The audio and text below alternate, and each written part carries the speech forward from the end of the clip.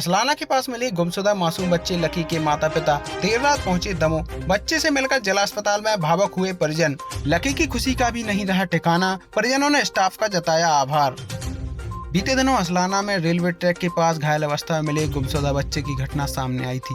घटना के बाद बच्चे को जिला अस्पताल में भर्ती कराया गया था और पुलिस ने बच्चे के परिजनों की तलाश शुरू कर दी थी। वहीं सोशल मीडिया पर वायरल की गई तस्वीर के बाद बच्चे के परिजनों की छिंदवाड़ा जिले के जुन्नार देव निवासी लकी के तौर पर की गई थी, जिसकी 2 दिन पूर्व ही परिजनों से कोतवाली थाना प्रभारी आनंद सिंह के द्वारा स्टाफ के साथ जिला अस्पताल पहुंचकर वीडियो कॉल के माध्यम से बात कराई गई थी और परिजन भी बच्चे को लेने दमोह रवाना हो गए थे।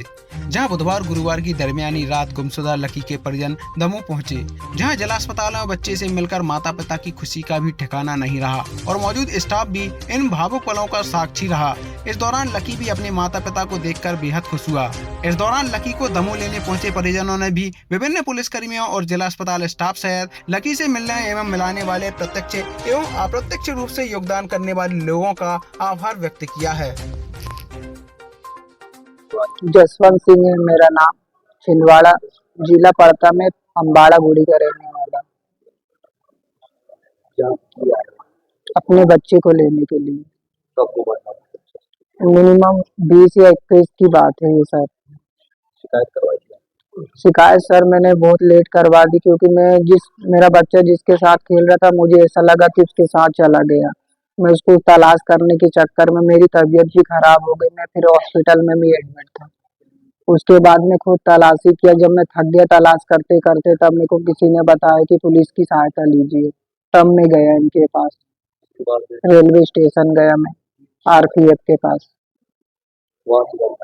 वहां से फिर मैंने अपने बच्चे के बारे में सूचना दिया कि मेरा बच्चा यहाँ से गायब हो गया। मैं स्टेशन पे आया था और मैं इधर सो रहा था। उसके बाद मेरा बच्चा पता नहीं कहाँ चला गया, मेरे को मिल नहीं रहा। किसके साथ गया किसके साथ नहीं गया पता नहीं मुझे। मतलब छिंदवाड़ा से दमोह तक पहुंचने में किसी के साथ आया? पता नहीं सर, मुझे खुद नहीं मालूम। मुझे नींद लग गई थी सर। ये मिनिमम 20 या 21 तारीख की बात है, इतनी डेट मेरे को कंफर्म नहीं, मगर 20 तारीख की मैंने रिपोर्ट। जसवंत सिंह नाम है मेरा। हमें ट्रेन से गिरा हुआ पाया गया था और गंभीर हालत में लाया, सिर में चोट थी, काफ़ी चोट थी। उसके बाद यहाँ पीआईसी में भर्ती किया गया। तो पीआईसी पूरे स्टाफ ने और डॉक्टर तंत्र सर्जन ने और बच्चों के डॉक्टर ने काफ़ी मेहनत की, पूरे स्टाफ मेहनत की, बच्चा स्वस्थ हो गया। उसके बाद कल पता चला कि बच्चे के पेरेंट्स के बारे में जानकारी मिली। तो बच्चे जब पेरेंट्स जानकारी मिली तो पेरेंट्स भी यहाँ आ गए और हमने उसको आज उनको डिस्चार्ज कर दिया। बच्चा पूर्णतः स्वस्थ था और मैं सभी एसपी साहब को, कलेक्टर साहब को और पूरे मीडिया प्रभारी का मैं धन्यवाद देना चाहता हूँ कि ऐसे पल में आपके सहयोग से बच्चे को उनकी माँ बाप की संपत्ति कहलाती है, उनको हमने आज बड़े खुशहाली पल से उसको विदाई कर दी बच्चे की। कितना भावुक पल था सर जब वो बच्चा? हम इतने भावुक हो रहे थे कि बच्चे को एक खिलौना पसंद आया था। वो बच्चा बाढ़ में खेल रहा था। मैंने कहा बच्चा तुम बेटा तुम्हें खिलौना समर्पित कर, हम यहाँ दूसरा खिलौना ला के दे रहे हैं उसको। अब बच्चे की स्थिति कैसे है? बच्चा पूरा स्वस्थ है, कोई दिक्कत नहीं। कलेक्टर के निर्देशन में टंडन बगीचा स्थित कोचिंग सेंटरों व लाइब्रेरियों को प्रशासन के अमले ने तालाबंदी कर किया सील। 6 से अधिक कोचिंग सेंटरों पर की गई कार्रवाई। पूर्व में भी दिए थे व्यवस्थाएं दुरुस्त करने के निर्देश। दमोह शहर के कोचिंग संस्थाओं में मूलभूत सुविधाओं के अभाव में गड़बड़ियां पाए जाने पर नगरपालिका एवं जिला प्रशासन के द्वारा बंद करने की कार्रवाई की गई और मूलभूत सुविधाओं के अभाव में विभिन्न कोचिंग सेंटरों को बंद कर तालाबंदी की गई। मुख्य रूप से आज कलेक्टर सुधीर कुमार कोचर के निर्देशन में प्रशासनिक अमला शहर के टंडन बगीचा पहुंचा, जहां पर गायत्री गेट स्थित सभी कोचिंग सेंटरों पर पहुंची, जहां उन्होंने पूर्व में किए गए निरीक्षण के दौरान पाई गई विभिन्न खामियों को देखते हुए तालाबंदी कर कोचिंग सेंटर को सील किया। इस बीच कुछ बच्चों और संचालकों के द्वारा प्रशासनिक अमले के अधिकारियों से झड़प किए जाने के बाद तहसीलदार मोहित जैन कोतवाली थाना प्रभारी आनंद सिंह के साथ भारी संख्या में पुलिस बल को लेकर मौके पर पहुंचे, जहां पर कोचिंग सेंटर्स एवं लाइब्रेरियों में अध्ययनरत छात्रों ने भी इस कार्रवाई का विरोध किया। जहां तहसीलदार मोहित जैन ने छात्रों के हितों को ध्यान में रखते हुए उन्हें सभी सेंटरों पर पर्याप्त पेयजल, आगजनी की घटनाओं से बचने के व्यापक प्रबंध, प्रथम तल बेसमेंट में संचालित कोचिंग सेंटरों में ऑक्सीजन की कमी के कारण होने वाली बीमारियों से संबंधित जानकारी देकर विभिन्न सेंटरों को सील किया गया। इस बीच शहर के बस स्टैंड स्थित शर्मा क्लासेस में भी टीम के द्वारा छापेमार कार्रवाई की गई, जहां सभी व्यवस्थाएं दुरुस्त पाए जाने पर शिक्षक प्रकाश शर्मा के द्वारा संचालित शर्मा क्लासेस का संचालन सुचारू रूप से जारी रहा। इस कार्रवाई में मुख्य रूप से सहायक यंत्री सुरेंद्र अहरवार, उपयंत्री प्रांजल राय, राजस्व निरीक्षक प्रकाश पाठक, अतिक्रमण प्रभारी अरविंद राजपूत, राजकुमार विश्वकर्मा, रानू साहू, विकास तिवारी सहित बड़ी संख्या में अधिकारी कर्मचारियों की मौजूदगी रही। आज पूरा प्रशासन यहाँ पर आया है, क्या कार्रवाई हुई है सर? देखिए, जो यहाँ पर लाइब्रेरी है और कोचिंग संस्थान है, उनको अभी पूर्व में माननीय कलेक्टर साहब के निर्देश पर नगर पालिका ने निर्देश दिए थे और निर्देशों में पूर्ति कराने के लिए भी नोटिस दिया गया था। जो कोचिंग संस्थान है, लाइब्रेरी वाले हैं, उन लोगों ने उनकी पूर्ति नहीं कराई है, फायर इत्यादि वगैरह की एनओसी नहीं है, तो कल पुनः नगर पालिका ने उनको खाली करने के लिए नोटिस दिया था और आज वो जो है सील की जा रही है। सर क्या क्या कमियां पाई गई सर लाइब्रेरी में? कमियां काफ़ी हैं। यहाँ पे जो फायर के लिए एनओसी है वो नहीं ली गई है और जो अनुमतियाँ हैं संस्थान चलाने के लिए वो नहीं ली गई हैं और डबल डोर एग्जिट गेट नहीं है और प्रॉपर वेंटिलेशन नहीं है। घुटन महसूस हो रही है, बच्चे एक कमरे में 100 बच्चे पढ़ रहे हैं, तो सुरक्षा के मापदंड के हिसाब से वो देखा जा रहा है और उन कमियों के आधार पर उनको अभी एहतियात के तौर पर बंद करने के निर्देश दिए गए। सर कितनी लाइब्रेरी में ताला लगा है? 7 लोगों को नोटिस दिया है, तो अभी 4 बंद कराई हैं, बाकी की और करा रहे हैं। कोचिंग सेंटरों पर की गई तालाबंदी से छात्रों में आक्रोश, टंडन बगीचा में किया गया चक्का जाम, प्रशासन के विरुद्ध की जमकर नारेबाजी, तालाबंदी के पूर्व समय न दिए जाने की मांग को लेकर कलेक्टर के नाम तहसीलदार को सौंपा ज्ञापन। कलेक्टर सुधीर कुमार कोचर के निर्देशन में शासन के द्वारा तय मापदंडों के बगैर संचालित कोचिंग सेंटरों पर आज तहसीलदार मोहित जैन के नेतृत्व में तालाबंदी की कार्यवाही की गई, जिससे आक्रोशित छात्रों एवं कोचिंग संचालकों ने टंडन बगीचा में जमकर प्रदर्शन करते हुए चक्का जाम कर दिया और जिला प्रशासन के विरुद्ध नारेबाजी कर जमकर प्रदर्शन किया। घटना के बाद मौके पर पहुंचे कोतवाली थाना प्रभारी आनंद सेन ने अपनी टीम के साथ मोर्चा संभाला और सैकड़ों की संख्या में मौजूद छात्र छात्राओं को समझाइश दी गई। वहीं कोचिंग संचालकों ने शासन के द्वारा उन्हें किसी भी तरह की रियायत के तौर पर समय न दिए जाने पर प्रशासन के खिलाफ आक्रोश व्यक्त करते हुए कलेक्टर सुधीर कुमार कोचर के नाम तहसीलदार मोहित जैन को ज्ञापन सौंपकर सुधार के लिए समय दिए जाने की मांग की। आपसे जितना भी सुधार यहाँ पर बच्चों के लिए आया है, उनसे मैं ये कहना चाहूँगा कि चलिए आप इन पर कार्रवाई कर रहे हैं, ठीक है, लेकिन आप शहर के हॉस्पिटल्स, शहर के होटल्स, तो जहाँ जहाँ भी भ्रष्टाचार है वहाँ सब जगह आप चेक करिए और सरकारी ऑफिसों में चेक करिए क्या इस प्रकार की कोई चीज़ आप यहाँ एक्सेप्ट कर रहे हैं। कोचिंग में जहाँ विद्यार्थी पढ़ रहा है, देश का युवा है जो भविष्य बनाता है देश का, उस पर आप कार्रवाई कर रहे हो। वैसे ही कार्रवाई सरकारी ऑफिसेज में, गवर्नमेंट ऑफिसेज के अलावा जितने ये प्राइवेट हॉस्पिटल्स खुले हैं, जो होटल्स खुले हैं, आप एक से एक होटल चले जाइए, वहाँ पर एग्जिट डोर नहीं है, क्या वहाँ गए ये कार्रवाई करने? इतना भ्रष्टाचार नगर पालिका में हो, क्या वहाँ कार्रवाई की इन्होंने? कहीं नहीं किया। आप देखिए ये अच्छा लग रहा, बच्चे तमाशे की तरह रोड पर खड़े हैं, इनका भी मेंस का एग्जाम है, ये कोई तरीका है क्या प्रशासन का? तो खुद अधिकारी इनको समझ में आना चाहिए। चलिए प्रशासन ने कहा अपनी स्वाविवेक से भी तो तय करना चाहिए। कोचिंग साहब सील कर रहे हो, शिक्षकों की स्थिति ये होगी कि रोड पे आए, कल के दिन क्या होगा? मैं सिर्फ शासन प्रशासन से इतना कहना चाहता हूँ, बाद में हूँ शासन प्रशासन में, परंतु जिस दिन ये युवा भड़क जाएगा, कम से कम 5 से 10 हजार स्टूडेंट जो है कलेक्ट्रेट और एसपी ऑफिस के सामने जाएंगे और सर से कहेंगे पूरे शहर में आप कार्रवाई करिए, सामने हम लोग करवाएंगे। आप हमसे नहीं कह सकते कि हमें बताएं, इनको खुद तय करना है। सरकारी टीचर्स घर में कोचिंग लगा रहे, 100 500 विद्यार्थी पढ़ा रहे, वो चाहते क्या इनको जानकारी नहीं है? इनको प्रशासन को ये देखिए, आप कैमरा घुमाइए, बच्चों की स्थिति देखिए, रोड पे तमाशे से खड़े हैं, क्या इनको मजदूर बनाना है, क्या करवाना है? तो शासन प्रशासन से अपील है कि ये चीज तत्काल बंद कराई जाए। स्टूडेंट्स को आप बाद में फोकस करिए, पहले पूरे शहर में जाइए जहाँ खतरा है। यहाँ बेचारे पढ़ते हैं, कोई बम नहीं बना रहे हैं, कोई बम की फैक्ट्री नहीं खुली है। जो सुधार की आवश्यकता है वो सुधार की आप नोटिस दीजिए, बार बार दीजिए। जैसा अभी लोक शिक्षण संचालय की अगर हम बात कर लें, शिक्षा विभाग का अतिथि शिक्षक में डिले हो रही ना प्रक्रियाएं, उसी तरीके से आप बार बार नोटिस दीजिए जब तक सुधार ना हो जाए, उसके बाद यहाँ सील करने आइए। नहीं तो सारे सरकारी ऑफिस बंद करें आप, क्योंकि उनमें भी डिले होता है ऐसा बार बार। ये कोई तरीका है? ये आप देखिए, ये टीचर्स खड़े, आप थोड़ा सा कैमरा तो घुमाइए स्टूडेंट्स की तरफ। ये स्थिति है, इनको मेंस देना है कल के दिन, किसी का शिक्षा विभाग का पेपर है, किसी का SSC GD का है। अगर ये कार्रवाई नहीं रोकी गई तो सारे शहर के विद्यार्थी, सारी कोचिंग के विद्यार्थी, एक बार जोर से आवाज लगाएंगे, सारी कोचिंग के, सारे शहर के विद्यार्थी शासन प्रशासन के खिलाफ नारेबाजी करेंगे और धरने पर बैठेंगे हम लोग। ये कोई तरीका नहीं है। उससे पहले हम चाहते हैं कि पूरा प्रशासन हॉस्पिटल चेक करे, सरकारी ऑफिस चेक करे और क्या चेक करे, पूरे जितने भी ये जहाँ जहाँ इलीगल काम हो रहा है, ये इनका काम है। ये आपको अधिकार नहीं है। सरकारी लाइब्रेरी संविधान के हिसाब से चली है, कोई तरीका नहीं है। सर को बुलाइए, आप सर को बुलाइए, सर से बात करना है। हमने कितनी कार्रवाई की, कोई नहीं जाएंगे यहाँ, नहीं यहीं से हम लोग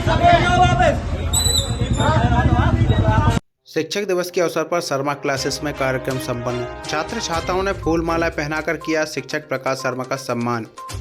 आज शिक्षक दिवस के अवसर पर जिले भर में रंगारंग कार्यक्रम आयोजित किए गए।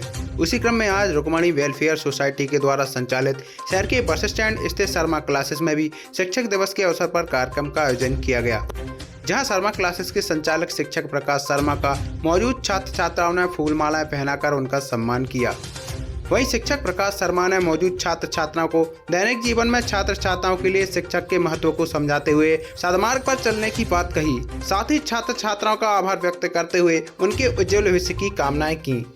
वहीं इस दौरान मुख्य रूप से शिक्षक प्रकाश शर्मा, नीतीश दुबे, अभय कुमार, अजय दुबे, हनी राज, विवेक प्रजापति, पारस, प्रशांत, ईश्वर सहित बड़ी संख्या में छात्र छात्राओं की मौजूदगी रही।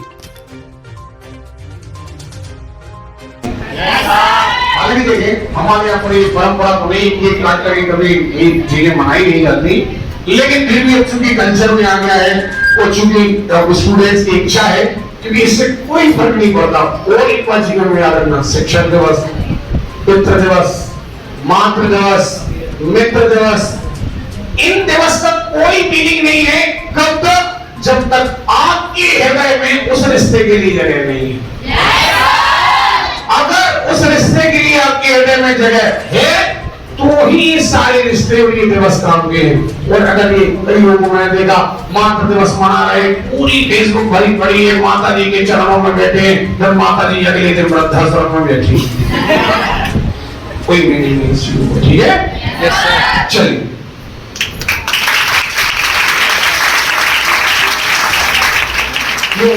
अभी बड़े लोग शायद आप लोगों को पता नहीं होगा, आज हम परिचय भी करा दें। आप लोग शायद सोच रहे होंगे बार बार नए क्यों करते हैं।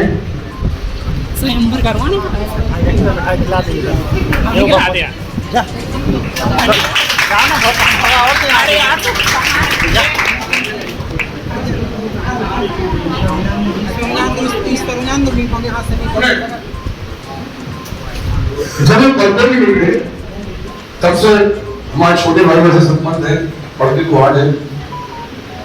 जम्मू के माने हुए पत्रकारों में से अच्छा बड़ा चैनल भी इनका चलता है, अच्छी पत्रकारिता करते हैं और सबसे अच्छी बात यह है निष्पक्ष पत्रकारिता करते हैं।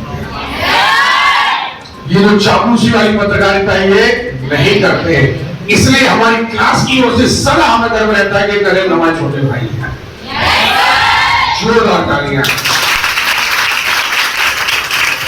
और जब तक हमारे बीच ऐसे साथी हैं, हर मुसीबत में ये लोग खड़े रहते हैं हमारे साथ। कई बार मुसीबतें आती क्लास पर, तब ये लोग हमेशा अपना साथ देते हैं। तो हमेशा याद रखिएगा, सभी स्टूडेंट के लिए कई मामलों में ये लोग खड़े होते हैं पत्रकारों की ओर से। इसलिए मुझे सारी क्लास की ओर से इनका बहुत बहुत धन्यवाद।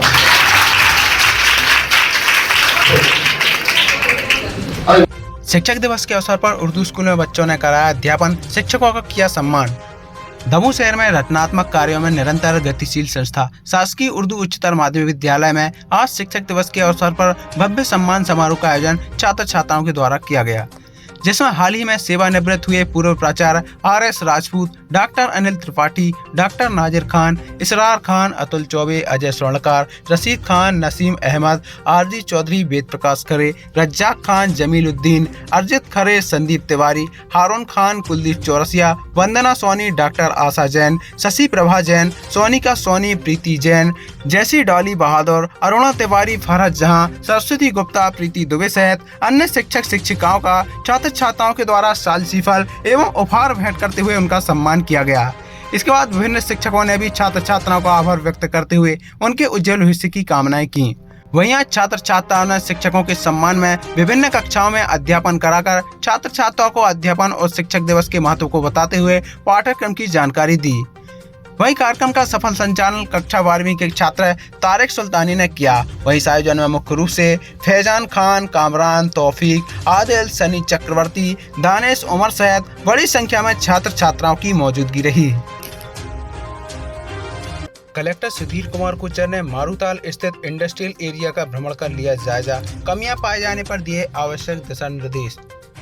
कलेक्टर सुधीर कुमार कुचर आज शहर के मारूताल स्थित इंडस्ट्रियल एरिया का भ्रमण कर जायजा लेने पहुंचे, जहां उनके द्वारा यहां पर संचालित औद्योगिक केंद्रों का भ्रमण कर जायजा लिया गया और यहां सुरक्षा संबंधी कुछ कमियां पाए जाने पर मौजूद लोगों को सुधार के संबंध में आवश्यक दिशा निर्देश दिए।